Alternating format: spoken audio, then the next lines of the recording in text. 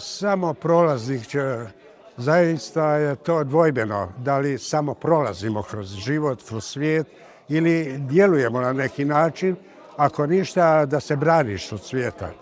Tako da je to, u svakom slučaju je to jedna interakcija, ali ne želeći sebe staviti iznad bilo koje pojme ili koje bilo situacije zemljopisnog ili ljudskog razmišljanja, najčešće ostanem u manjini i na taj način samo registriram i sam poslije to proživljavam. To su vjerovatno i najdramatičniji trenuci kada vam se dešavaju takve. I u tom smislu je taj moj naslov, da ni na što nisam mogao djelovati kako sam želio, nego sam ostao samo onaj koji je mogao na neki način fotografski snimati svojim umom, sjećanjem i ostacima tog sjećanja je sad nastala ta knjiga. Naravno da je časopis Stav u Sarajevu bio inicijator u prihvaćanju tih ideja i objava. Tako je oko 5 godina tekao taj jedan proces privikavanja na temu samoprolaznika, da objavljujem te tekstove koji se skupljuju jednu zavidnu sad prostornu, čak prostorno jedno sjećanje i oblikovali svoju knjigu na kraju. Ta je knjiga ono što više ne mogu brisati, niti to želim. Dakle, ostaje onakva kakva jest. Da, to je zaista jedno prično bogatstvo veliko koje mi se dešavalo kroz život i to i u Zagrebu. I u to trenutka kad sam tu došao prvi, drugi put u životu i obukao sam odoru vojnika Jugoslavenske narodne armije. Od tog trenutka se dešavaju sve one stvari koje ste vidjeli u knjizi. A to je susret prvo sa mladim piscima od tog vremena, jer sam iz Mostara počeo surađivati sa časopisom Polet. To je bio srednjoškolski časopis okrenut hrvatskoj školskoj omladini, a ja sam se našao u tom kontekstu tamo sa Brankom Bošnjakom, Titom Milopavlovićem i Sonjom Manojlović, koja je jednom zgodom i došla u Mostar da me upozna kao mladog čovjeka. Ona je tada imala 16 godina i objavila je svoju knjigu I tako prolazi Tijevo. Dakle, ušli smo na neki način ona knjigom, a ja kroz njezin časopis u taj opticaj kulturnog života u Hrvatskoj prije što sam došao. Sa mojim dolaskom i u tom vojničkoj jednoj odrađivanju tog što smo svi se trebali proći kroz vojsku, počeo sam upoznavati ljude koje sam u jednoj zgodi u Mostaru upoznao na književnoj večeri. Nakon dugo godina se održalo večer hrvatskih pisaca u Mostaru. Valuputić, Tomičić, Jozo Laušić i tako dalje. I tako sam došao u doticaj s njima. On je preko tih jednih epizoda došlo je do upoznavanja s Enverom Čolakovićem i njegovom književnom večeri kojom se otvara svijet muslimana u Hrvatskoj. To je, došao sam, pozvonio na vrata, pojavio se Enver sa leptirmažom i rekao, joj, stari moj, ja upravo idem na književnu večer.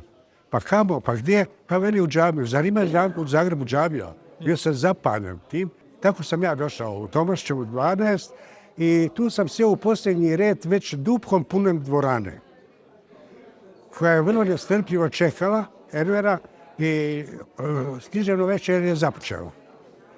Enver je, kad je dobio riječ od rahmetli Sulejmana Maševića, rekao, ja večeras nisam došao sam.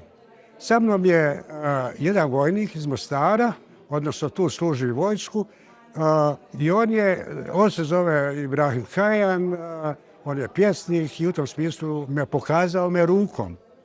I svi su okrenuli prema meni. Tako sam ja došao prvi put u središte neke pozornosti, i od tog trenutka se ja osjećam upravo Zagrebčanom. Zapravo, jer djevojka koja je sjedila pored mene, to je dakle jedan sudbinski lanac koji se desio, je bila osoba s kojom ću ja provesti 52 godine, kao svojom suprugom, koja je na današnji dan upravo rođena, 9. travnja bi napunila, eto, izračunajte koliko godina. Mi smo bili 52 godine skupa, ona je prije 2 godine umrla i ovo već je na neki intimni način doživljavam kao jednu dovu za svoju Smailu. Naravno. Tu sam u jednom međuvremenu tih dana pobjegao iz kasarne, to je na Črnomercu, preskočio sam zid i uletio u tramvaj i na prvoj stanici pored Likovne akademije sam izašao. Preko puta je mene bila antikvarijat Matice Hrvatske. Ušao sam unutra, bili smo sami, ja i prodavač, i gledao sam nasumice knjige koje su me fascinirale, stare knjige uvijek. I onda je razgovor počeo, odakle ste Ibrahime, pa iz Mostara, pa šta ima u Mostaru, pa ono, pa kako se zoveš, pa zove se Ibrahim Khan, odmah je intimizirao moje ime na način, o Ibro, ja sam Dalmoš i tako dalje. A s čim se baviš? Pa evo, voliš knjige? Volim knjige, kažem, pišem i sam nešto i tako. Pa pjesnik, šta bi bio u Mostaru nego pjesnik? Na taj način smo ušli u temu koja je zapravo postala putokazna u mom životu sa tim čovjekom. Kaže, vidiš stari, dole na dnu regala, visoko kod stropa do poda, te stare knjige koje fasciniraju svakoga, on je izvadio ih. 30 knjiga stavio nam pun. Kaže, pogledaj ovo. To su bili svi bošnjački pisci. U vašem časopisu sam ja objavio jedan takav naslov o uništenim bošnjačkim piscima. Dakle, to su bili pisci za koje nikad nisam čuo do svoje tada 22. 3. godine, osim Hamze Hume i Hasana Hihića. To su pisci bili koji su bili u opticaju lektira, Hamza je bio i živ. Njega sam ja upoznao 70. godine, neposredno prije smrti u Mostaru. Poslije se javlja Skender Kulenović i tako dalje. Osman Aziz, Mulabdić, sve su to bili nepoznati meni pisci.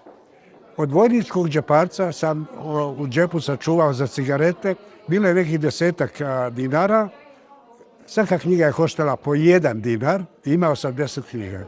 Odnio sam ih i nosam ih sad sa sobom bilo gdje da krenem, jer oni su putokaz postali i svjetionik koji sam ja, ne znajući, pretraživao, tražio, uključujući i porijeklo. Tako da sam ja Kajana upoznao na svim stranama svijeta, a najbliži mi je mađarski Kajan, za koji mi je darovao knjigu u Budimpešti i rekao mu,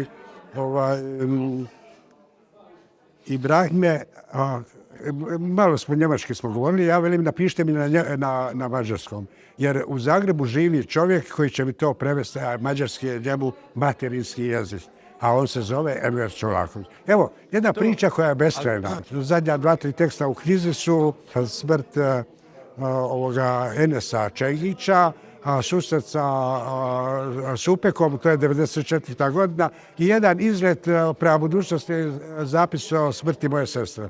Dakle, to je i privatno. Ali ono što sam pisao je završeno sa ratom u toj knjizi. Preporod je godinu dana bio prije rata.